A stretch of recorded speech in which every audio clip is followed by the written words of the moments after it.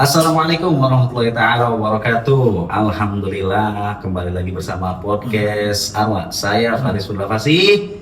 Di Arwa Podcast kita belajar memahami kehidupan bukan hanya dari apa yang terlihat, tapi dari makna yang sering terlewat. Oke, kita sekarang bersama bintang tamu yang luar biasa. Ini ada Bapak Agus Suryawan, Ustadz Agus Suryawan, pengarang buku Agus Suryaman. Agus Suryawan.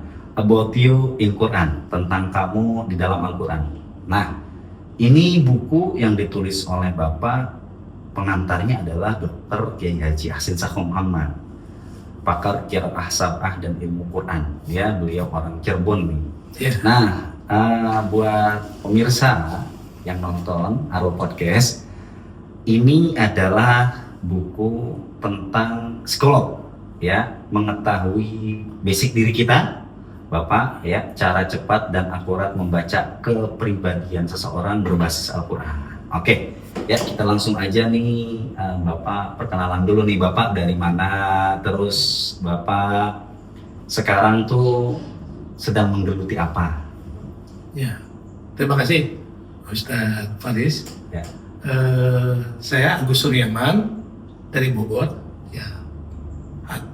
daerah Tajur Halang Bogor. Menggeluti bidang ini selepas dari pondok pesantren, saya mengkaji, meneliti tentang ijaz Al-Quran, bagaimana Al-Quran ini dari sisi mujizatnya, baik terkait dengan angka-angka, terkait dengan sains dan sebagainya. Saya geluti. Lalu saya mencoba meneliti berkaitan dengan potensi yang ada pada Al-Quran, bisakah memberikan informasi tentang potensi genetis manusia. Jadi apakah ada keilmuan pada Al-Quran ini yang menjelaskan tentang karakter kita, potensi kita. Padahal kita sudah sama-sama yakin Quran itu kan tibyana likulli syai', menjelaskan apapun kan gitu ya. Tidak ada yang terlupa di dalam Al-Quran itu. Dia diturunkan dengan ilmu Allah, dan ilmu Allah meliputi apapun. Fa'lamu annama unzila bi'ilmillah. Dari karena itulah saya mencoba meneliti. Alhamdulillah setelah belasan tahun meneliti, saya menemukan rumusan untuk masuk ke akses database potensi yang ada pada Al-Quran terkait dengan potensi manusia itu. Kepribadian manusia. Kepribadian manusia. Oke. Baik. Contohnya gimana itu, Pak? Contohnya misalnya begini. Kita sama-sama tahu bahwa Al-Quran dibagi menjadi 30 juz. Jadi selama ini, mohon maaf, saya harus ceritakan dulu awal-awalnya. Deketin lagi. Jadi saya awalnya merasa yakin pasti ada ini informasi genetis manusia, tentang manusia, tentang siapapun, baik berkaitan dengan bakatnya, kepribadiannya, karir yang cocok buat dia. Pasti ada satu ajaran, satu keilmuan yang di dalam Al-Quran itu ada, yang bisa kita gali, bisa kita temukan. Saya mencoba itu. Namun setelah saya baca Al-Quran, kadang-kadang saya hanya pesimis juga. Karena saya tidak temukan nama Agus Suryaman, tidak menemukan di dalam Quran itu tidak ada. Bagaimana saya bisa menemukan potensi saya? Ternyata setelah saya membaca berbagai literatur, saya melihat ternyata ada pola-pola khusus, yaitu bagaimana Al-Quran menyimpan informasinya. Jadi bukan hanya tekstual, bukan hanya pesan sebagaimana yang konvensional itu kita membaca terjemah atau tafsirnya, tidak. Tapi ada pola, baik itu dari angka ataupun dari struktur, yang menyimpan keilmuan yang sangat luar biasa. Misalnya contoh ternyata peletakan surat saja itu ada keilmuan, ada pesan Tuhan untuk kita tentang apapun. Misalnya surat Yusuf, diletakkan di nomor 12. Di situ ada pesan Nabi Yusuf itu 12 bersaudara. Dia punya adik dan kakak 11 orang kan begitu, plus Yusuf 12. 12 bersaudara. Jadi ada pesan keilmuan. Itu yang jarang diketahui orang-orang ternyata selama ini betul. Kenapa surat Yusuf ditaruh di nomor 12, Al-Baqarah kenapa di surat nomor 2 gitu. Ya, surat lebah diletakkan nomor 16. Ternyata kromosom lebah itu yang laki-laki, yang jantan itu 16 kromosomnya. Begitu. Betul. Jadi ada keajaiban. Jadi cara Tuhan menyimpan keilmuan yang dibutuhkan oleh manusia, termasuk psikologi itu adanya dengan cara disimpan pada angka-angka, pada struktur Al-Quran dengan pola-pola yang macam-macam itu. Sehingga ketika kita mampu menemukan pola itu, kita menemukan lautan keilmuan tentang apapun, khususnya psikologi. Ya. Luar biasa Ya. berarti. Jadi contoh begini, peletakan 30 juz Al-Quran itu bukan asal jadi. Terbukti misalnya yang ini. Kita sama-sama tahu Quran itu satu mushaf. Ya, suratnya ada 114. Betul kan? Betul. Ya, jumlah ayatnya 6.236 ayat. Ya, 30 juz. 30 juz satu mushaf 301 itu kelipatan 7. Oh iya. Ya. 30 ditambah surat 30 tambah 114. 3.114 itu kelipatan 7. Ya. 30 6.236 ayat. Kelipatan 7. Ya. 31 114 surat 6236 itu juga kelipatan 7. Nah, ini menunjukkan ada keajaiban yang luar biasa. Bagaimana kalau Al-Quran bukan kelipatan, bukan 30, misalnya 29 Iya. atau 28, tidak akan menciptakan keajaiban. Oh. Ya. Jadi peletakan nomor surat, jumlah ayat, struktur juz dan sebagainya itu ternyata sudah Memang dalam sudah desain sempurna. sempurna. Hanya saja banyak orang yang tidak betul-betul menggali potensi yang ada di dalam Al-Quran. Betul, Ustaz. Betul. Makanya sebetulnya seandaikan kita melihat Bapak ya berarti apapun ilmu itu, baik tentang kedokteran, Ya. baik tentang sains, Ya. baik tentang apalagi agama lah ya, sudah jelas semuanya itu ada di Al-Quran. Betul. Jadi sedikit saya mungkin ada kasih gambaran buat orang-orang juga, mungkin kan kalau Bapak sudah meriset tentang Al-Quran, saya tuh menggambarkan Al-Quran ini kayak kita beli handphone baru. Kalau kita beli handphone baru itu di dalam kardusnya kita dapat apa aja? Pertama mungkin dapat charger, dapat kabel, dapat telepon dan buku panduan. Buku panduan. Nah, dalam agama Islam, buku panduan itu Al-Quran justru. Justru itu.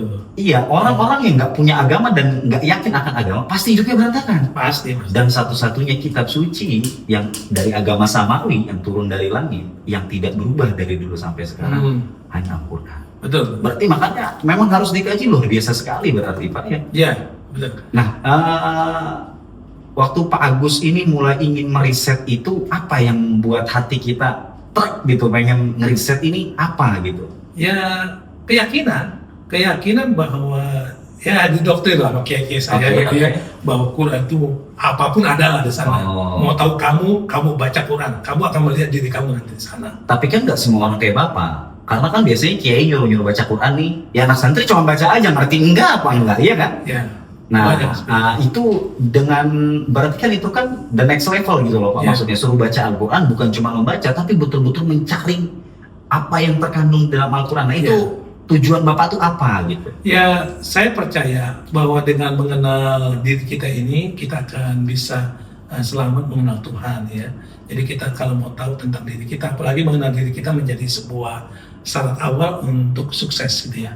Jadi kalau kita tahu kelemahan kita, kelebihan kita, strength-nya, ya, weakness-nya, opportunity-nya, dengan threat-nya, itu otomatis sangat membantu sekali untuk menjadi orang yang lebih baik kan begitu.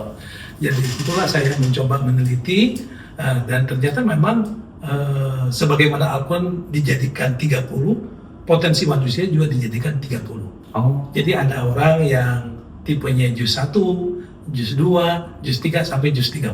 Oh. Di situ dia bisa melihat si karakternya, potensinya, SWOT-nya, bakatnya, karir yang cocok buat dia, jurusan yang sangat sesuai untuk potensi genetisnya, begitu. Jadi bisa dicek per jusnya tadi, Ya. sifat-sifat seseorang Betul. tersebut. Betul. Maka orang yang nilai angkanya ada di juz misalkan taruhlah 10, dia punya potensi A, B, C, D, Iya. itu hanya potensi saja. Sesuai Oh. yang ada di surat itu, Oh, di juz iya. 10 gitu kan. Betul. Orangnya energik karena ada surat perang kan. Oh, itu bisa dibuktikan, Pak? Bisa dibuktikan. Oke, sekarang kita buktikan, boleh, Pak? Boleh. Nah, seandainya kita pakai orang yang di sini aja nih, Boleh. ini kameramennya, Oh, sekarang boleh. udah staf pengajar nih, Ustaz Akbar. Eh. Lahirnya apa? Nah, saya tuh Lahir. buka dulu aplikasinya ya. Tanggal lahir. Oh, udah ada aplikasi juga ya? Ada. Oke, ya kita langsung buktikan nih sekarang nih. Jadi kan tadi karena betapa istimewanya ternyata Al-Quran, setiap orang itu ternyata punya potensi di setiap juz yang Ya. ada. Itu ngitungnya by apa, Pak? Ya, tanggal lahir. Tanggal lahir terus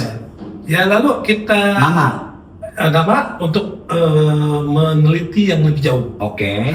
Untuk melihat zona peran hidupnya di dunia Oh. itu jadi apa itu ya. Bisa dicek dari nama. Adapun dari tanggal lahir melihat potensi genetisnya berkaitan bakat alamiahnya. Oke, Seperti berarti kepribadiannya. ini karena ada orang yang belum Boleh, pernah boleh, hitung, kita hitung dia dan Boleh. dia mengkonfirm nggak diri dia itu seperti itu ya. Iya. Nah ini buktikan keajaiban Al-Quran ini Apa kan. adanya. Oke. Kalau bisa boleh pemirsa juga kalau memang diberikan kesempatan. Ah iya, cuma kita bukan live. Oh, iya. Iya. Oke, iya. Akbar lahir Saya lahir 31 Maret 2002.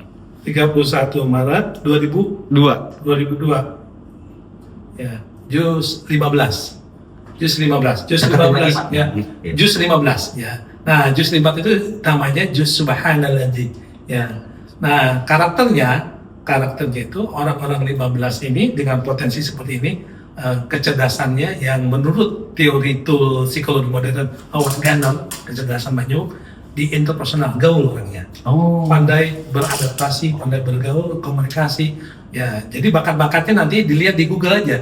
Interpersonal, kemampuan ketemu orang, kemampuan berkomunikasi, kemampuan beraktivitas itu.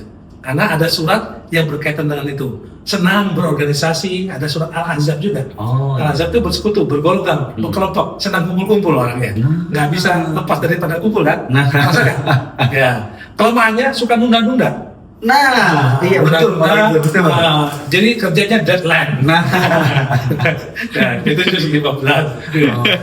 Tapi gaul, pandai dia hobinya memang jalan sebetulnya. Gak bisa duduk di atas meja, kerja di atas meja. Nggak betah ya? Nggak betah gitu. Emang orang-orang lapangan berarti. Jadi orang lapangan. Oh. Nanti ketemu orang lah ya. Jadi guru, jadi diplomat, jadi sales, jadi pokoknya bakat-bakat yang memerlukan kemampuan ketemu orang. Oke, jadi harus ada Interaksi. interaksi ya. Interaksi. Oke. Terasa juga. Ada kemungkinan saya merasa seperti itu. Ya, Iya, ya, iya, iya. ya. Tapi kalau Mani itu suka nunda-nunda gimana? Itu lebih tepat lagi. Nah, gitu. Jadi memang juz 16 itu sangat kreatif, ya cukup kreatif lah ya, Oh. cukup kreatif potensi karena itu menyangkut jusannya juga. Oh.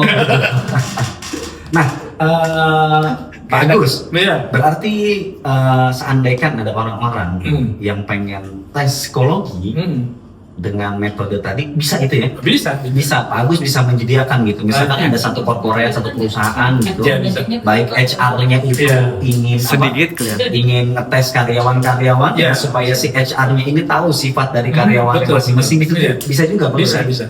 Bahkan ya metode kami kan punya kelebihan ya, dia irit. Irit karena biayanya di tempat lain kan ada yang 600, 1,5 juta, 800, ya kita sangat murah. Oh, Ya. sangat terjangkau. Sangat terjangkau sekali. Oke. Kedua simple. Simple, kita tidak butuh questionnaire, tidak butuh scanning sidik jari Oke. atau tool-tool psikologi modern yang memerlukan alat bantu lah. Oh. Kita Kayak cek golongan Ya. darah dan Oh, lain-lain. enggak, Nggak perlu. enggak. Oke. Terus ini dan logis karena basisnya ini sebetulnya ilmiah sekali. Kalau Anda ataupun siapapun membaca buku kami bisa dilihat dasar-dasar keilmuannya, filosofisnya, dasar bagaimana kenapa tanggal lahir yang dipakai, dan ini tidak terkait dengan pendukunan, tidak, ini sangat logis. Oh. Ya, ada penjelasannya. Dan yang lain lagi adalah akurat, bisa diuji keakuratannya.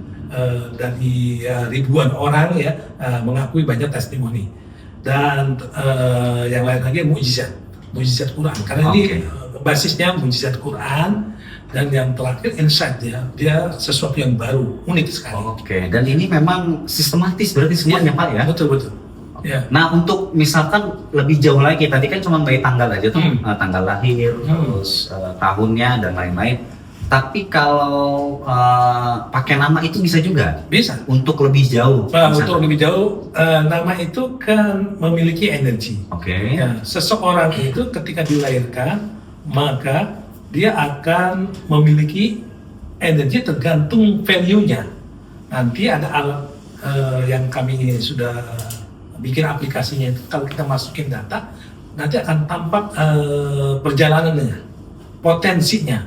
Sama seperti misalnya tadi antum ya, ada potensinya di jus 15. Saya tahu antum bukan mendapatkan sesuatu ya ilham ataupun apa namanya bisikan-bisikan tidak, tapi saya melihat surat-surat yang ada di sana. Ada surat 17, ada surat 18, juz 15 itu suratnya adalah surat Bani Israil, surat yang ke-17 ya, sama surat 18 itu kan. Nah, 18 itu surat Al-Kahfi. Nah, itu potensinya di sana ada itu. Makanya saya tahu ada ini, ada kelemahannya adalah suka nunda-nunda, ya. Kelebihannya adalah kreatif, gaul, ya, komunikatif, dan macam-macam lah begitu. Ada di buku ini, ya, kelebihan dan kekurangannya. Bahkan sebetulnya ada juga peluangnya, ancamannya dan sebagainya. Ya, dengan melihat nama, bahayanya akan kelihatan. Misalnya ada Ustadz Kondang yang sangat kondang itu, ternyata dia kecelakaan. Setelah dia dari namanya ada energi kecelakaan. Gitu. Ya. Nah, kalau dia tahu sejak dini, dia antisipasi. Seperti antum nih, saya lah, jus 15 juga kan. Istri saya tahu saya suka nunda-nunda kerjaan. Suka nunda-nunda kerjaan. Nah, itu potensi itu kalau kita tahu sejak dini kan, otomatis ini sangat baik sekali untuk preventif kan, untuk memperbaiki sejak dini. Ya. Berarti potensi itu bukan harus akan terjadi, tidak, belum tentu. Misalkan kalau tidak salah, misalnya kita Prabowo di jusnya 23. Nah, 23 itu surat-suratnya itu ada sisi peminimnya, ya, sisi dalam artian memaafkan, lapang dada dan sebagainya.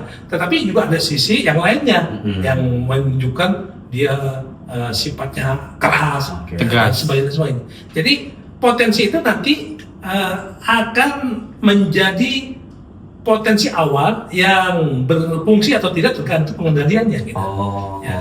Jadi justru sangat penting sekali sebetulnya ya untuk mengetahui sejak dini potensi kita tuh ada di mana. Betul. Supaya orang itu ketika ngambil masa depannya dia tahu apa yang harus dia lakukan. Betul. Dia tahu energi positifnya, tahu energi negatifnya. Misalkan energi positifnya terlalu over, ditahannya harus sama. Betul. Energi negatifnya terlalu besar, kita mengantisipasinya seperti apa. Makanya ini cukup penting juga ya, sangat penting sebetulnya karena berkaitan dengan kehidupan kedepannya. Dia bisa melihat kerja dia cocoknya di mana nantinya. Misalnya seseorang kalau berbasis konsep 10.000 jam gitu ya, konsep 10.000 jam bisa dicek di Google itu ya. Bagaimana pentingnya kita memahami potensi kita sejak dini. Jadi seseorang kalau mau sukses itu harus menjadi pakar, spesialis, ahli, expert di bidangnya. Nah, untuk menjadi expert di bidangnya itu perlu waktu menurut konsep ini 10.000 jam dibutuhkan waktu.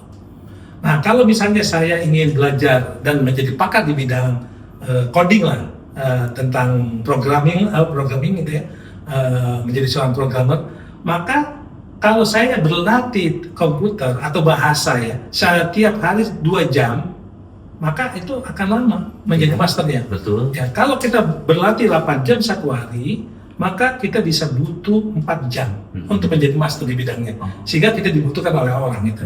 Ya, ayo kerja di saya, karena master kan, pakar di bidangnya kan gitu. Jadi sangat berpotensi dia hidup sukses lah begitu. Dan untuk menjadi pakar butuh waktu, latihan, skill yang kita miliki, yang kita punya itu 10.000 jam. Jadi kalau kita berlatih 8 jam satu hari, ya teriak-teriakan kita Iya. abur gitu ya, Betul. melatih bahasa gitu Iya. ya, maka kita akan bisa menjadi pakar itu 10.000 jam. Oh, Ya. gitu. Tapi kalau kita berlatih bahasa Arab seminggu 2 kali, 2 jam setiap kali latihan, dia kapan udah mau jadi pakar? Oh iya, memang Harus, harus ya, harus. sesering itu. Iya. Berarti harusnya anak-anak santri itu yang ngaji-ngaji kitab itu kalau dia udah tahunan harusnya udah ahli. Ada ahli. Nah ini kenapa seandainya kan anak santri lama nih mondok puluhan tahun tapi belum bisa ngaji juga ngaji kitab. Nah itu apa yang salah kira-kira berarti Pak Agus? Boleh jadi metodologinya, boleh jadi ya santrinya Oh, gitu. nggak ada disiplin Oke. ya, nggak ada sistem yang bisa membawa dia fokus pada belajar ya. Boleh jadi bukan bidang dia. Kan nggak semua orang harus jadi kiai kan gitu Oh, ya. iya, Ya, betul. di pesantren itu ya harusnya ya semua bakat itu diarahkan gitu. Oke. Untuk zaman sekarang ini Nah, kan. itu kan tadi kita ngebahas tentang Al-Quran lah ya, ngebahas tentang psikologi dalam Al-Quran yang bisa dicari potensinya sesuai juz Al-Quran, melalui tanggal lahir dan lain-lain. Nah, sekarang Agus, saya ingin nanya agak lebih jauh kira-kira. Agus, kita agak lebih dalam ya, punya anak berapa nih? Ya 11 orang. Oh, 11. Ya. Anaknya 11, Pak. Banyak. Nah, karena anaknya 11, kenapa saya nanya ke situ? Walaupun kita kan sebelumnya Iya. pernah ngobrol tahu 11. Saya pengen nanya sama Pak Agus. Ngurus anak 11 orang itu, dan tapi kan Pak Agus tahu potensi anaknya masing-masing, pasti dihitung dong sama Pak Agus kan? Iya. Nah, apakah Bapak ini mengarahkan anak itu harus sesuai apa yang Bapak bilang, atau Bapak memberi kelonggaran anak itu untuk mengejar mimpinya sendiri? Ya, ya tentu saja ya kita percaya bahwa setiap orang itu dilahirkan dengan punya kelebihan dan skill masing-masing. Betul, kan? betul. Tidak harus seperti bapaknya, walaupun potensi bapaknya kadang-kadang nurun pada anaknya. Tapi kadang-kadang bukan dari bapaknya, dari kakeknya lagi dan sebagainya. Ada anak saya ahli melukis, ya baru SD kelas 5 kelas 6 aja sudah luar biasa lukisannya itu. Bapaknya baru-baru bisa melukis kan begitu ya. Nah, karena itu saya juga paham bahwa dia tuh bukan berbakat seperti bapaknya, dia harus di bidang yang dia kuasai ataupun dia minati. Oh. Tentu saya dari sejak ini melihat anak saya potensi kemana. Ya misalnya ada yang hafal Quran, ada yang di filsafat, ada yang di programming ya, macam-macam lah. Jadi Bapak nggak memaksakan anak itu harus seperti haram apa? hukumnya gitu Oh, ya. Haram iya, hukumnya. iya. Ya, jadi kita harus tahu potensi dia, kita kembangkan sesuai dengan potensi dia tanpa memaksakan diri. Tapi berarti metode yang Bapak pakai nih, kan itu kebanyakan orang pakai juga kan, ya? Di Indonesia juga kebanyakan pakai. Tapi agak sedikit bertentangan sama yang terjadi di Cina. Ya, Nah, kalau di Cina itu kan anak sampai SMA itu kan dipaksa sama orang tuanya. Suka nggak suka, ya harus ikutin aturan orang tuanya. Supaya nanti ketika mereka gede, supaya seperti orang tuanya, suka nggak suka kan begitu ya. Betul. Nah, menurut Bapak plus minusnya dari metode kita sekarang untuk memilih anaknya nggak diarahin sama kita, menurut Bapak apa itu? Plusnya apa, minusnya apa kira-kira? Ya, saya pikir kalau kita mau gali dari sisi agama kita ya, Islam misalnya Nabi Muhammad memberikan 3 bagian dalam mendidik anak gitu ya. 7 tahun pertama itu Nabi kita mengajarkan anak itu harus menjadi raja. Betul. Ya, 7 tahun kedua dia menjadi bukan raja, menjadi hamba saya. Iya. Yang ketiga baru dia sahabat, mitra. Saya pikir konsep ini nggak akan kita temukan di mana-mana kecuali dari Islam saja. Iya. Dan punya kelebihan dan praktis. Dengan sistem yang dibangun di Cina dengan sistem memaksa seperti itu, saya kira akan merusak psikologi mereka. Karena merasa tertekan. Tertekanan. Oh, Ya. iya. Ya. Makanya cenderung kalau di Cina itu ketika orang tersebut tidak sesuai ekspektasi orang tuanya, banyak yang bunuh diri. Iya, betul. Otomatis itu. Iya. Iya. Karena satu nggak ada pegangan Nggak ada agama. pegangan. Betul. Ya, tertekan. Makanya Makanya kita sih surat-surat yang ayatnya 12, ya surat 12 itu, ayatnya 12 itu bermakna tekanan. Oh. Ya, misalnya surat At-Tahrim, Iya. At-Tahrim larangan-larangan, ayatnya 12. Surat At-Tolak, perceraian, 12. 12 itu kan simbol manusia yang tertekan. Nabi Yusuf itu tertekan, malah dibenci oleh keluarganya. Betul. Ya, mendapat fitnah ini, Iya. fitnah ini, godaan wanita, godaan macam-macam lah begitu kan, tertekan. 12 tadi ya? Iya. Saya tuh 12 ya? Makanya ada tekanan. Saya tuh tadi hitungan Juz 12, juz 12. tergoda digoda wanita lah. Jadi artinya Al-Quran itu luar biasa itu. Jadi nomor urut dengan jumlah ayat punya korelasi. Misalnya surat Al-Fatihah punya ayat 7. Iya. 7 dengan 1 itu punya hubungan. 1 surat Al-Fatihah, 7. Lihat surat ke-7 Al-Arab ya. Iya. Nah, di tempat yang tinggi. Al-Fatihah tempat yang tinggi. Oh iya. Jadi nyambung ya. Mm-mm. Surat Al-Fatihah memiliki kedudukan yang tinggi. Oh, Seandainya 7 itu nama suratnya Al-Baqarah, nggak nyambung. nggak nyambung. Al-Fatihah sampai betina, Iya. nggak nyambung. Memang nyambung itu ternyata Nyambung. Bapak ya. Al-Falaq 113 ayatnya 5. 5 Al-Maidah, hidangan. Iya. Waktu subuh hidangan. Iya. Hidangan oksigen. 2 rakaat sebelum fajar lebih baik daripada dunia dan seisinya kan begitu. Betul. Ya, banyak lah, termasuk istri kita tuh hidangan. Nah, memang ini menarik sekali sebetulnya Ya. Bapak ya.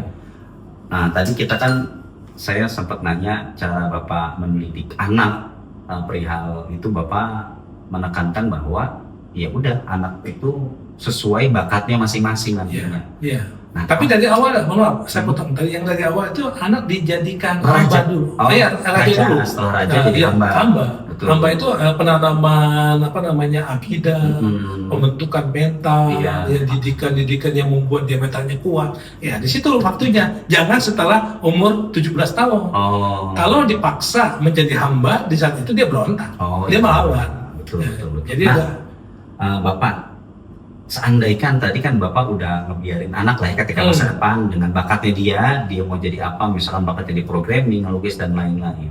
Nah, dari 11 anak Bapak, menurut Bapak itu yang sukses anak kita itu ya, sukses nih anak kita, menurut Bapak itu suksesnya seperti apa? Yang kira-kira orang tua itu sangat melihat dia. Ya, saya pikir suksesnya dalam artian ketika akhlaknya itu sudah kita melihatnya membahagiakan lah gitu bagi Oke. saya, itu yang paling utama itu.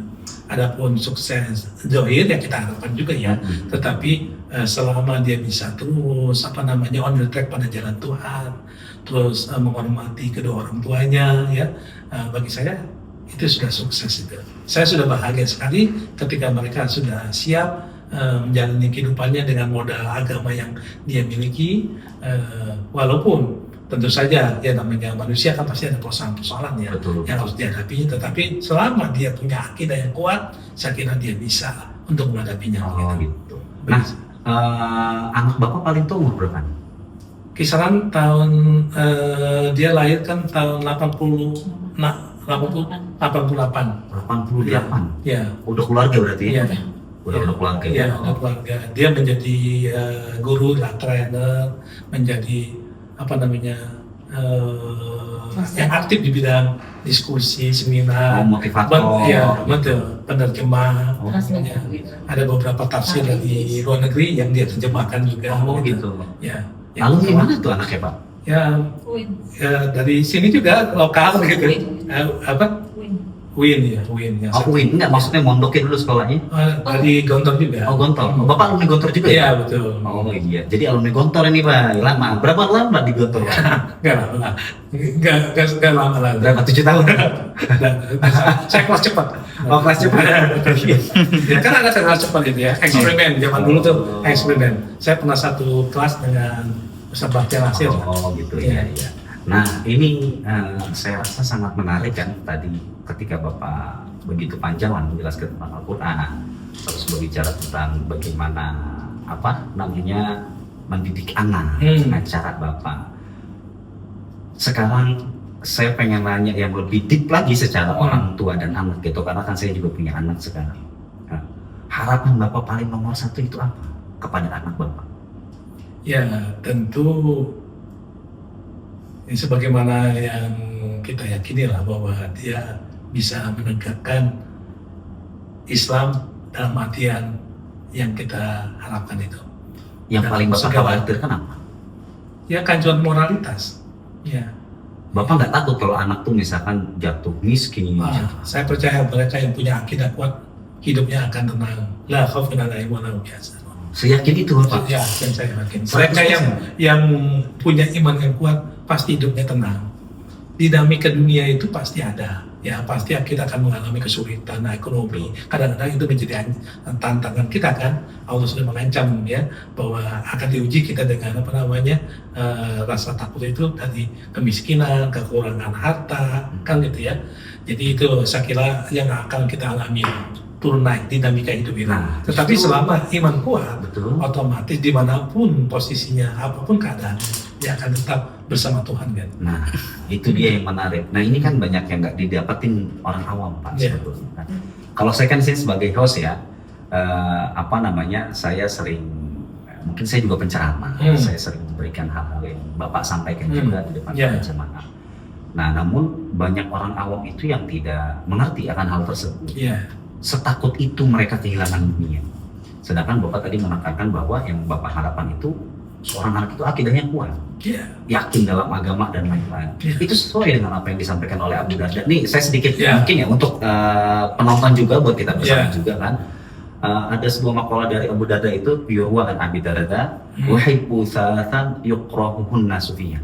Saya cinta 3 perkara yang dibenci oleh kebanyakan manusia. Yang pertama itu uhibbul faqir, kata Allah. Saya suka sama miskin. Kemiskinan. Yang kedua wa uhibbul marad. Saya suka sama penyakit. Yang ketiga wa uhibbu mauta. Wa uhibbul mauta. Saya suka sama kematian. Habis itu sahabat yang lain nanya, "Wa lima dzalika Abu Darda?" Terus kenapa Abu Darda? Kok kamu suka 3 hal tersebut sedangkan orang-orang ngejauh akan hal tersebut? Akhirnya apa? Abu Darda itu ngomong Wahibbul faqira li'annahu yurithut tawadu. Saya suka kefakiran karena fakir itu menyebabkan tawadu. Rendah hati ya. Rendah hati. Betul, ketika orang dalam keadaan sulit Bapak, cenderungnya itu boro-boro kita pengen naikin kepala. Kita masih tunduk. Ternyata itu yang disukai oleh para orang-orang yang akidahnya dan imannya tinggi. Yang kedua, wa uhibbul marad li'annahu yukaffirudz dzunub. Menghapus dosa ya. Menghapus dosa. Ternyata orang kita sakit ngeluh, justru para ulama dan orang-orang yang imannya tinggi sakit itu bersyukur. Karena apa? Dosanya dia yang selama ini dijalani dihapus sama Allah. Yang ketiga, wa uhibbul mauta. Nah, ini yang paling pertanyaan. Kenapa cinta sama mati? Kenapa nungguin sama mati? Li'annal mauta liqa'ullahi ta'ala. Bertemu dengan Tuhan ya. Iya. Karena kan kalau orang cinta sama Allah, pintu pertama yang harus paling dilewati adalah mati dulu. Nggak bisa kita di dunia ketemu sama Allah. Justru pintu pertama adalah kematian. Betul. Nah disitulah saya rasa yang Bapak tanamkan kepada anak-anak ini sangat pas. Tidak ditakuti perihal dunia, walaupun mereka harus kejar dengan sebisa mungkin. Tapi bukan berarti kita harus takut ketika kehilangan. Jadi sangat luar biasa buat teman-teman juga yang melihat podcast ini kan berarti artinya bolehlah kita mencari dunia. Namun jangan sampai seakan-akan dunia itu menggenggam kita. Benar-benar. Ya, artinya yang harus kita lebih khawatirkan adalah ketika akidah itu sudah tidak tertanam di dalam diri kita. Berarti kan kayak gitu Bapak ya. Maka untuk orang-orang nanti yang pengen tahu potensi diri dia mengikuti tentang Al-Quran bisa hubungi podcast Arwah ya. Nanti kita sampaikan kepada Bapak Agus. Karena kebetulan di pesantren saya insya Allah anaknya mau mondok di sini. Nanti kita juga sering bertemu dan mungkin akan kita jadikan salah satu ekstrakurikuler untuk menggali potensi. Ya santri juga nanti bisa belajar mereka tentang psikologi, ya kan. Maka saya rasa banyak sekali insight yang masuk ini kan. Mudah-mudahan. Nah terakhir Bapak, pesan apa yang Bapak kira-kira sampaikan kepada anak-anak muda yang mereka ingin masuk ke dalam dunia pesantren misalnya sekolah? Ya pesan saya asal gergaji itu. Jadi harus terus kita mengasah gergaji kita. Terus belajar dan belajar. Dan yang terpenting lagi dia harus memahami bahwa dalam perjalanan menuju bahagia, sukses itu ada 17 level yang harus dilalui. 8 level itu kalau kita berada di situ kita pasti hancur dan juga celaka. Oh, gitu. bahkan tidak bahagia. Oh. Yang level ke-9 sampai ke-17 itu jangan bahagia. Oh. Ya mungkin perlu nanti kita bahas kapan-kapan nanti Oke. ya. Jadi level-level ini saya kira harus dipelajari oleh setiap santri karena esensi daripada agama, esensi daripada spiritualitas di sini. Seseorang yang memahami 8 level yang bisa membuat dia bencana, celaka, tidak bahagia, itu harus betul-betul dikuasai dengan baik sehingga dia bisa membimbing dirinya itu ya supaya tidak terjatuh pada level-level itu. Oh iya. Nah, kalau pesannya sebagai orang tua yang takut mondokin anaknya, kira-kira pesan dari Bapak itu apa? Karena kan anak Bapak banyak kan mondok nih. Ya, Hampir semuanya mungkin yang mondok ya. Serata-rata ya pokoknya tamat SD mondok. Nah, itu karena anak Bapak banyak kan, Iya. berarti kan Tinggal- sudah pengalamannya banyak sekali mondokin anak itu. Tinggal berapa? 3 Umi. Tinggal 3 lagi Oh, yang tiga belum belum Mondok. pesantren. Oke. Baru sekarang. Oh, baru sekarang. Baru. Pesan untuk orang tua berarti yang Iya. takut anaknya itu masuk pesantren, apa Iya. kira-kira dari Bapak? Jangan tega, jangan tega. Ya, buat dia bisa mandiri, bisa menghadapi hidup, dan itu jangan diberikan kemudahan-kemudahan, kemanja-kemanja, karena ini membuat dia tidak bisa siap menghadapi hidup yang berat. Apalagi di era ke depan itu tantangan lebih berat lagi. Anak yang manja, anak yang dititipkan uang, hanya sekedar materi-materi saja, otomatis akan menjadi orang yang hancur menghadapi tantangan zaman ini. Oh, gitu. Tentu dia harus menyiapkan semua konsep, dia harus cari pondok, dia harus mencari karena kebanyakan kalau mohon maaf ya, Iya. saya kan tinggal di daerah dekat Bongkaran gitu ya, Iya. daerah yang nggak bagus lah ya Hmm. untuk pendidikan anak. Karena itulah anak saya langsung sekilu pondok. Pernah satu masa anak saya 5-5-nya digontor. Oh. Betapa beratnya dia ngurus anak 5 Iya. orang digontor kan. Mm-mm. Tapi alhamdulillah dengan izin Allah, walaupun saya nggak punya uang, makanya saya nggak punya harta, karena habis untuk itu aja, gitu. mendidik anak. Tapi alhamdulillah saat ini ya sudah melihat adanya Hasil hasil daripada ya. pendidikan tersebut. Alhamdulillah, paling tidak mereka menjadi anak yang soleh. Iya. Gitu. Nah, Alhamdulillah. di luar dari itu kan banyak malah orang tua murid ini yang takut mondokin anak, ngelihat negatif, berita-berita negatif aja tentang pondok pesantren itu Bapak. Iya. Kayak contohnya kan yang ada yang pelecehan seksual, Iya, terus ada yang anak pesantren itu dibilangnya kampungan, pesantren itu ketinggalan zaman. Nah menurut Bapak itu tanggapannya apa? Apa Bapak nggak berpikir hal itu juga gitu? Ya, tentu sebagai orang tua pasti ada rasa ya seperti itu. Tetapi kan kita percaya. Oleh karena itulah kita milih pondok lah. Pertama ya kita harus pilih pondoknya. Kedua juga kita kalau sudah milih pondok ya harus percaya sama kiainya kan begitu. Karena itu penting. Karena sudah tidak percaya kepada sama kiainya, pengelolanya otomatis itu akan mengganggu dalam proses pendidikan itu. Kalau saya sih percaya bahwasanya untuk saat ini masyarakat kebanyakan itu butuh pondok. Ya, butuh pondok karena lingkungan sudah terlalu berat untuk kebanyakan orang tua. Ya karena apa? Mereka tidak mampu Mengontrol anaknya, betul. mengendalikannya. Apalagi soal HP, gadget. Saya dari pondok, istri saya juga begitu. Ketika ada di rumah ya berat. Iya, Ya, betul. dengan kepribadian mereka itu kan, apalagi dengan lingkungan, apalagi zaman sekarang handphone dan Iya, sebagainya, betul. itu membuat kita harus lebih hati-hati lagi. Bijak di sini yaitu kita harus berani, tega membiarkan mereka ini untuk belajar mandiri. Ya, berperih-perih dulu. Ya perih-perih dulu. Ya. Karena memang justru yang saya lihat, walaupun saya pun udah punya pondok pesantren, tapi saya bukan ngedoktrin orang-orang harus masukin anaknya pondok, tapi saya yang melihat secara kacamata orang tua gitu, lingkungan yang paling bisa terjaga untuk saat ini memang pondok pesantren harus tidak ada tempat lain. Betul. Karena di luar sudah tidak sangat terkontrol. Iya. Dan kedua juga, seandainya ada isu-isu yang jelek dalam pondok pesantren ini, itu tidak bisa digeneralisir. Ya, betul. Iya, Bisa. masa satu yang rusak kita nilai ratusan pondok di luar yang lebih Betul. baik, kan nggak bisa seperti Iya. itu. Adapun masa depan kan kembali lagi kepada anaknya. Betul. Ikhtiar dia sungguh-sungguh, Betul. maka Allah pasti kasih kan. Betul. Wajada. Ya ketika dia ikhtiar yang luar biasa, maka dia pasti dapat juga. Otomatis. Oke, Bapak, nih makasih banyak. Obrolannya sangat luar biasa. Ya, Saya- mudah-mudahan manfaat untuk kita semua. Iya Bapak, terima kasih banyak. Jadi ya para penonton podcast Arwah ini Arwah. memang di sini Pak slogannya bukan sekedar berbicara, tapi perjalanan menuju makna. Ya, jadi kita ngobrol-ngobrol, Ya, ya. namun memang agak lebih jauh gitu. Hmm. Berbicaranya tentang pengalaman, karena saya lihat setiap orang itu kita tidak melihat kacamata dari ekonomi dia, tapi setiap orang baik keadaan sulit, keadaan hebat, semuanya pasti pengalaman hidup mereka punya. Dan pengalaman hidup mereka juga pasti bisa diceritakan sama orang. Silakan ambil yang baiknya, buang yang buruknya saja. Semuanya kan bisa jadi pelajaran yang berguna. Betul. Gitu. Makanya cerita singkat tapi maknanya pasti jauh lebih dalam dari itu. Ya. Maka oleh karena sebab itu closing statement dari saya adalah kita mungkin boleh takut dengan apa yang ada di pikiran kita, tapi kita tidak boleh takut dengan apa yang telah Allah tentukan kepada kita. Betul. Karena itu sudah pasti indah, namun kita bagaimana mungkin caranya berbesar hati untuk menerima segala apa yang diberikan oleh Allah Subhanahu wa Ta'ala.